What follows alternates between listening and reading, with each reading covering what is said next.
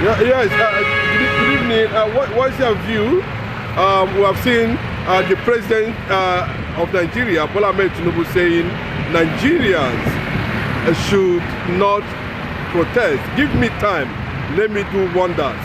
And a reaction, the people are saying no going back. Different groups are backing down. And we have seen a recent comment from the Senate presidency saying that Nigerians can go to hell and protest. They are busy enjoying themselves. He said it, he made it very clearly. What does that mean for the Nigerians and Nigeria? Look at Nigerian lawmakers selling themselves, to the members of the world, compromising the very authority or organ of government that they potent. See, let me tell you, Akpabio has gone a long way this time around to expose his excesses when he was Akpabio governor. Do you understand? See, we know actually he built one of the largest national stadium in Africa, but that does not warrant him that dirty statement. That statement is uncalled for. It has exposed many anomalies going on in the legislative house. How could he have just spoken that way to the members of the public, to the citizens, instead of placating them, instead of just allowing them to know that they feel so bad for, at least bad governance going on during Tinubu regime. See, let me tell you again, Tinubu is asking Nigerians to wait and have more patience. When are we going to be patient enough? Is 14, 16 months not enough for Tinubu to convert Nigeria into a modern economy as he boasted in the past? This was a man who went to Cheltenham, England, to tell the whole world what he would do if he was, elected by Nigerians. But he could not even respond to the British tabloid, even one question. He always referred to El-Rufai. He was always referred to the other man. What's the name of that guy? Onanuga. Alake, thank you. They were the one that were answering for him, responding for him. This is a man that came out to boast that he's going to at least convert Nigeria into Lagos State. Is Tinubu the man that built Lagos? That's the question we should ask ourselves. Lagos State was built by, number one person was Godwin. Yes, followed by Latif Jakonde. Latif Jakonde did well. Outrightly, Mobolaji Johnson, when he was governor of Lagos State, and then Nubini Sikanu, they tried. The whole flyovers in Lagos were constructed during Godwin regime. We all are not history blind. If some persons in Nigeria are history blind, no. I'm so compliant in history. See, let me tell you, Akpabio has gone a long way to tell us actually that they were eating and they are still eating. Of course, when he signed out over, let's say, 1.4 million for the lawmakers, that was last year when he said everybody should go to a weekend and start enjoying themselves, not knowing that the microphone was on. This time around, judging from what Akpabio has told Nigerians recently, instead of placating and at least condoling Nigerians, showing condolence, showing at least, let me say, sympathy, concern. He is trying to tell us that they, the lawmakers, are over what? Radicalized. And this is what is going on and on, over time and over time. Each and every administration that comes, the lawmakers are over radicalized. The statement from Akpabio is enough to get him arrested if our society today is an advanced world. You shouldn't have said that in the West. Well, maybe he has the confidence that they have successfully pushed, averted or thwarted the protest, using ethnicity and of course moving money. They are comfortable that nothing they happen, nobody they protest. Maybe that's the reason why he look at it and say, people can go to hell. Let us enjoy ourselves. Those who want to go and protest, go to protest. We want to enjoy ourselves. He said it publicly. No, I could not subscribe to that. No.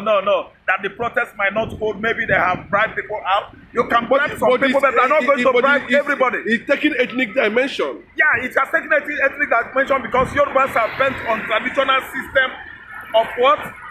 Rulership, not even leadership. If you look at what is going on at the exits of Ikorodu now, they have started Oro masquerade. I didn't understand. Putting on their white regalia, white cloth, white robe, enchanting, murmuring all manners of idolatrous incantations and languages. Could that all go well in a modern society like Lagos? Lagos is a metropolitan city, and we see what is going on at the axis of Lekki. They have threatened the Lekki tenants, Lekki, people that are resident at Lekki residents of Oro. It's a serious threat. How could this kind of thing be happening in a city like Lagos, where you have every street 20 churches, every street 20 churches? In Lagos State, you have the biggest church in the world in Lagos State. See, Yoruba man is bent on believing the tradition of his ancestors. Yoruba man is bent on believing the tradition of his forefathers.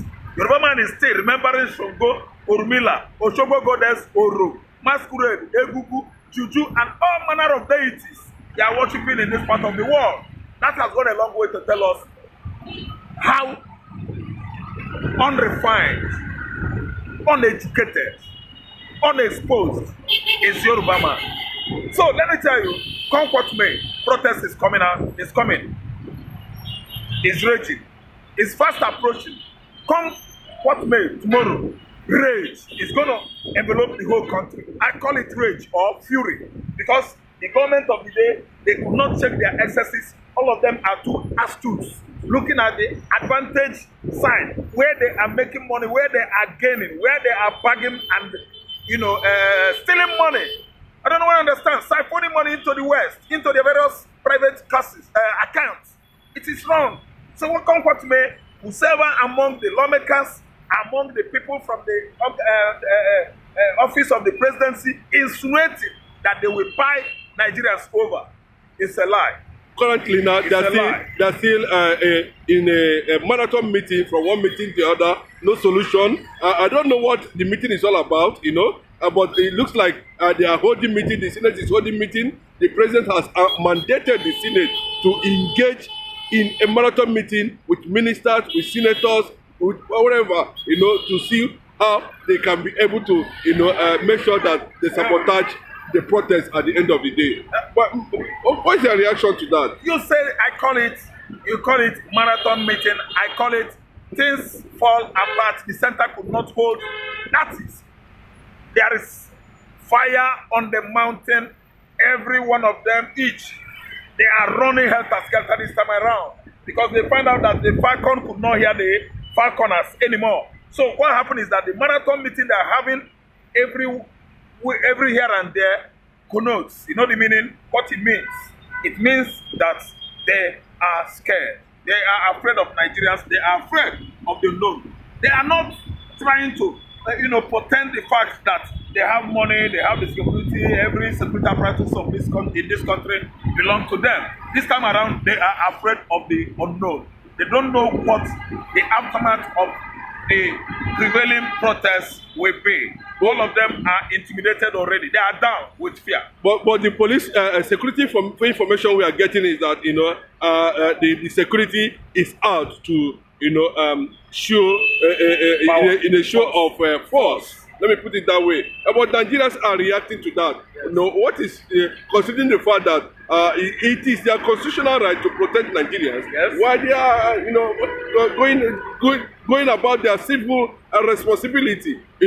Why is it that do you think that Nigerian police is going to take side with the federal government against the masses? No, if you ask me, I should suggest that Nigerian police are supposed to give the masses, the protesters, maximum security to make sure that miscreants, aboros, troublemakers, terrorists, armed robbers could not do what? Hijack the protests. What they are supposed to do, to be doing this time around, is to study the situation and know the strategic position where they will mount their own checkpoints. I don't know what I understand, have their beat and the checkpoint to make sure the citizens, the protesters are given maximum security needed. It's not a question of showing forces, show of forces, show of whatever they call it, authority and power. Strength. No, it can't work that way. They should come out and protect the protesters. They are the ones that should give the protesters security needed by them. I don't know what I understand. So that miscreants, the towns, motor-packed towns in Lagos State will not succeed or hijacking this situation. Come what may, protest has come and it's just like fire on the mountain. Nobody could hold Nigerians anymore. The protesters are aggrieved Nigerians. over what? Bad governance, bad leadership, economic hardship is getting too much. Look at a bag of rice today. Look at how much you can afford to buy a bag of beans. How much? 120,000. Go to the market to buy ordinary ingredients to make a pot of soup.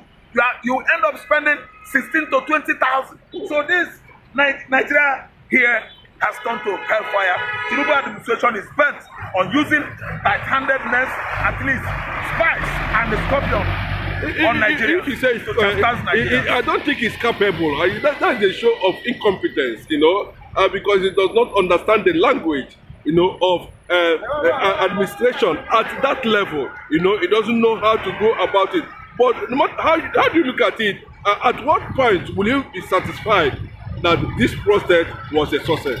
No, let me tell you, I think if it succeeds tomorrow and people come out en masse, I think for, let's say, it can be managed, you know, scientifically, let me use the word scientifically, for 2 weeks, I think we can still get the dividend of democracy. We can see governance come down. It won't be as costly as it was before. And we can see the presidency addressing many issues needed to be solved. And, you know, I believe that, you know, in the north, there are two bloody there.